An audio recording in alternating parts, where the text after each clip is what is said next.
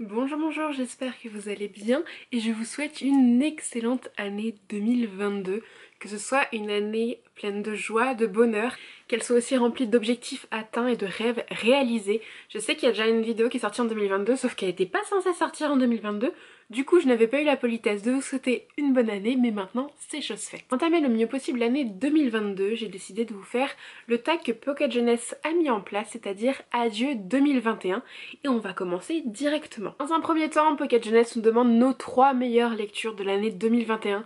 C'est ultra méga dur de choisir parce que j'ai eu d'excellentes lectures, j'en ai eu des moyennes, j'en ai eu des moins bonnes, mais j'ai eu beaucoup de très très bonnes lectures, de très jolis coups de cœur, et du coup, c'est 3 livres, en vérité 4, qui vont être parmi mes meilleures lectures, mais il y en a tellement plus! Déjà, mon coup de cœur ultime de l'année 2021, c'est Faire chavirer les icebergs d'Aurore Gomez, publié aux éditions Magnard. Je trouve la couverture absolument sublime, et ce livre conte une histoire d'amour entre deux jeunes hommes absolument sublime, avec une ambiance cocooning doudou, des personnages tellement attachants. Franchement, ce livre, c'est pas que je m'attendais pas à grand chose avec ce livre, mais c'est que je m'attendais pas à un tel coup de cœur, et vraiment un bijou. Ensuite, je vais vous présenter 2 livres d'un coup parce que bah pourquoi pas après tout. Et c'est la suite et fin de la saga La Selkie de Megara Nolan. Vous connaissez mon amour pour les livres de cette autrice. C'est pas la seule fois où je vais vous en parler dans cette vidéo.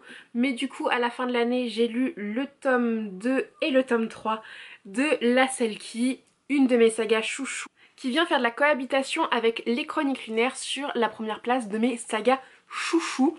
Juste de la fantaisie, des personnages absolument attachants, badass, une très belle histoire d'amour, des décors sublimes dans une mythologie maîtrisée, vraiment un délice cette saga. Et enfin, je vais vous présenter un livre que je n'ai pas nécessairement lu en 2021 mais qui est sorti en 2021, et c'est donc Équivalence, le tome 1 à l'aube du déluge de Valentin Auverx. La couverture a changé mais vous êtes habitués avec cet auteur, mais c'est de la fantaisie avec des personnages absolument géniaux, des décors sublimissimes et des rebondissements. Genre, vous êtes vraiment pas prêt à vivre tout ce qui est à vivre dans ce roman, et c'est juste un tome 1 absolument délicieux. En vrai, j'ai un petit doute s'il est pas sorti fin 2020, je ne sais plus, mais en tout cas, big coup de cœur dessus. Ensuite, on va passer à mes 3 plus grandes déceptions de l'année. C'est pas la question qui me met en joie parce que c'est toujours difficile de parler des livres qui sont des déceptions. Alors je vous rassure, à part un des 3, c'est pas des vraies déceptions. C'est plutôt que j'avais des attentes et que bah, j'ai pas ressenti autant de sentiments, j'ai pas autant aimé ma lecture que ce que je pensais. Donc les 2 premiers, je les ai plus en ma possession. On va d'abord avoir C'est pas ma faute de Samantha Bailly et Anne-Fleur Multon, publié chez Pocket Jeunesse. Je vais vous insérer une image normalement juste ici, que j'ai bien aimé, mais sans plus. Donc c'est ce que je vous disais, c'est pas une énorme déception, c'est juste que je m'attendais à tellement quelque chose d'incroyable que bah juste me dire c'est une bonne lecture, bah c'est un peu une déception en soi, mais j'ai pas vraiment grand chose à reprocher à ce livre, hein, vraiment. C'est juste que ça a pas matché autant que ce que je pensais avec moi. Et c'est pareil pour le second livre qui est Danse Isadora d'Evelyne Brissou-Pellem, publié aux éditions Scrinéo, qui est un livre qui compte du coup l'histoire de la danseuse Isadora Duncan. Et en fait j'ai beaucoup aimé ce livre. C'est juste que pour moi il s'arrête trop tôt, vraiment on suit l'enfance de Isadora et on la suit pas quand elle danse vraiment de manière professionnelle et tout. Et du coup je suis restée un peu sur ma faim parce que j'espérais qu'on aille plus loin dans son histoire, et pour moi on s'est juste arrêté trop tôt, c'est tout. C'est pas en soi une déception immense, c'est juste que j'en voulais plus, tout simplement. Le troisième que j'ai à vous présenter, par contre lui je l'ai en main, c'est une de mes lectures en cours mais qui pour l'instant est en pause et peut-être que je ne le reprendrai pas. C'est The Wild de Owen Locanen. Je ne sais pas, la typo est tellement chelou que je n'arrive pas à lire son nom. Et c'est publié chez Hachette Roman. J'adore la couverture, le résumé m'avait beaucoup hypé, mais en fait je n'accroche pas du tout à l'histoire parce que je n'aime pas du tout l'écriture, ou en tout cas la traduction. Et j'aime pas comment c'est foutu vis-à-vis du narrateur, vis-à-vis des personnages. Et tout est trop... je sais pas comment dire, mais ça va vite, c'est assez simple, j'aime pas du tout la construction. Bref, je ne matche pas du tout. En même temps, j'ai envie d'avoir le fin mot de l'histoire, donc peut-être que je le reprendrai, mais pour l'instant c'est une déception, et j'ai lu 168 pages pour le moment. Donc j'ai lu cette partie-là, donc je suis même pas à la moitié. Mais vraiment, à chaque fois que je l'ouvre, je me force à lire, donc même si c'est pas fini, je peux vous assurer déjà que c'est une déception et c'est un peu triste. Ensuite, le meilleur livre Pocket Jeunesse, et j'en ai lu plusieurs, du coup ça a été un petit peu dur de choisir. Je vais vous citer un livre qui est depuis longtemps dans ma bibliothèque et qui n'a eu que des avis ultra positifs à la sortie de ce livre qui est sorti il y a longtemps aussi du coup. Et c'est Aristote et Dante découvrent les secrets de l'univers de Benjamin Alire Sáenz, du coup chez Pocket Jeunesse, que j'ai enfin pris le temps de découvrir juste avant l'été il me semble. Et je comprends pas pourquoi je l'ai laissé traîner aussi longtemps dans ma bibliothèque parce que ce livre est absolument sublime. Il est vraiment superbement bien écrit. Donc on va suivre là aussi comme faire chavirer les icebergs deux jeunes hommes qui vont tomber amoureux. Sauf que c'est à une époque plus ancienne que d'en faire chavirer les icebergs. C'est plutôt dans les années 80 il me semble. Et juste l'ambiance est absolument délectable. Vraiment ça fait cosy en vacances. Enfin, vraiment ce livre c'est un comfort livre. Vraiment je le trouve hyper doudou. Et j'aime énormément les deux personnages, Aristote et Dante. Ils ont des personnalités ultra différentes, ultra bien dessinées. Et genre c'était un pur régal de suivre leurs aventures. Premier livre lu en 2021. Et je suis pas sûre de moi parce que je cherchais mon carnet de lecture tout à l'heure et je les retrouve pas. Mais normalement c'est Utopia de Jean-Emmanuel Brett, Emmanuel Brett. Le nom de l'auteur sera affiché sur la couverture parce que j'ai un petit doute mais c'est quelque chose comme ça. Publié aux éditions Inceptio qui a été mon premier livre. En fait je l'avais commencé fin 2020. C'est un livre que j'ai mis longtemps à lire.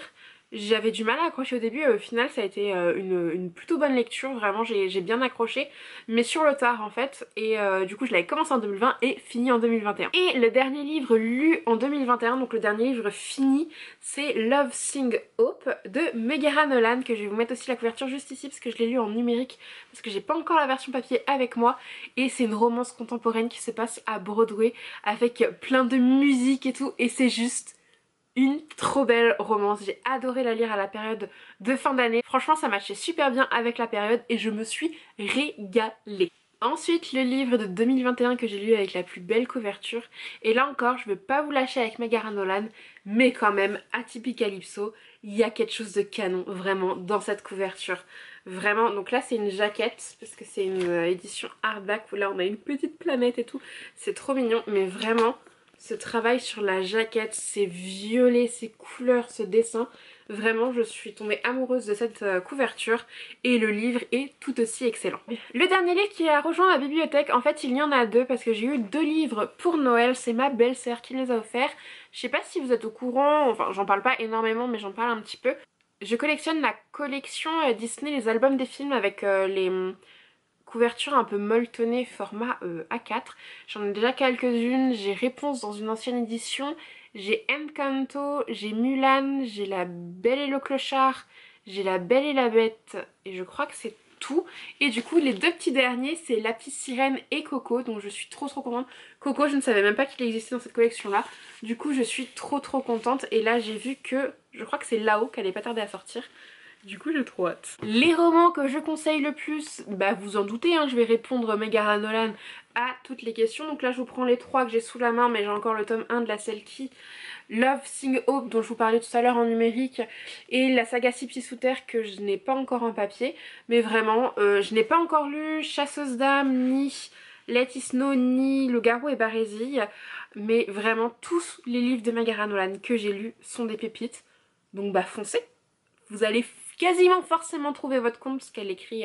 Enfin il y a pas mal de diversité quand même dans ses écrits et vraiment que des pépites. Le livre dont j'ai entendu le plus parler, et c'est un livre Pocket Jeunesse, c'est une femme absolument exceptionnelle qui l'a écrit et du coup je suis trop contente de l'avoir reçu de sa part et de la part de la maison d'édition. Elle a réalisé son rêve en 2021 et je suis trop fière d'elle et j'ai hâte d'avoir le tome 2 de La Carte des Confins de Marie Replin. C'est une histoire d'amour, une histoire de piraterie, une histoire d'aventure, une histoire où il y a Bold à l'intérieur. Et du coup c'est forcément génialissime. Et on entend partout parler parce que Marie fait aussi partie de la communauté Bookstagram. Et du coup on a beaucoup entendu parler de son roman et en même temps il est génial, elle mérite qu'on parle de son roman. Et du coup je suis super contente de l'avoir en ma possession. Et dernière question de cette challenge, le livre le plus attendu en 2022. Et comme j'ai pas envie de faire les choses à moitié, il y a vraiment deux livres que j'attends énormément en 2022. Donc bah pourquoi ne pas vous présenter les deux. Tout d'abord, on retourne sur du Megara Nolan, mais normalement, à la fin de l'hiver, au début du printemps, devrait sortir le tome 2 et dernier tome d'Atypicalypso. Du coup, j'ai ultra hâte parce que vraiment, ce premier tome est formidable et j'ai trop hâte de savoir ce que va nous faire vivre Megara. Bizarrement, je sens que je vais souffrir, mais j'ai quand même super hâte. Et le deuxième livre que j'attends impatiemment, c'est une BD et c'est le tome 2 de Elle, donc de Kit Toussaint et Aveline Stockart. C'est publié aux éditions du Lombard. Le tome 2 sort au printemps. La couverture, ils l'ont teasé il y a quelques jours, elle est sublimissime et vraiment c'est une BD vraiment sublime sur la quête d'identité et le dédoublement de la personnalité, parce que cette jeune fille a plusieurs personnalités qui sont caractérisées par des différentes couleurs de cheveux et potentiellement ça a à voir avec qui elle est réellement, parce qu'elle a des questionnements sur son passé et les dessins sont absolument remarquables. Je vais vous montrer une planche. Je trouve les dessins vraiment sublime et du coup il me tarde de lire le tome 2 qui sort au printemps. Et bien voilà, on a terminé avec ce petit tag adieu 2021. Les éditions Pocket Jeunesse nous a très bien concocté. Je me suis régalée à répondre à toutes ces questions. Ça fait un petit bilan aussi sur mon année 2021 qui a été plutôt bonne. J'ai pas lu autant que je le souhaitais. Honnêtement, j'ai arrêté de suivre, mais je dois être à une trentaine de livres peut-être. Sur la fin d'année, j'ai très peu lu, à mon plus grand désespoir. Après, j'ai eu d'excellentes lectures. J'en ai eu des moins bonnes. Mais pour avoir des excellentes lectures, il en faut forcément des moins bonnes pour pouvoir aussi, pas comparer, mais c'est comme des hauts et des bas dans la vie. On peut pas avoir de haut si on n'a pas de bas, sinon la vie est complètement linéaire. Et bah c'est pareil avec ma consommation de lecture. Mais en tout cas, je suis plutôt fière en termes de lecture de mon année 2021. J'espère que 2022 va être rempli d'excellentes lectures. Là en tout cas, celle que je suis en train de lire me plaît déjà beaucoup. Comme vous avez pu le voir au niveau des sorties 2022, il y a des pépites qui arrivent et il me tarde de lire tout ça. J'ai quelques challenges littéraires qui sont en cours avec des amis. Du coup, logiquement, je devrais aussi avoir des petites perles à découvrir là-dedans. Et j'ai trop hâte de découvrir tout ça et de faire le bilan dans un an. N'hésitez pas à me dire, vous, en commentaire, quelle a été votre meilleure lecture de 2021 et quel est le livre que vous attendez le plus en 2022. Si vous voulez me suivre sur les autres réseaux, tous les liens se trouvent en barre d'infos. Et sur ce, je vous dis à la semaine prochaine pour une nouvelle vidéo et je vous fais plein de bisous.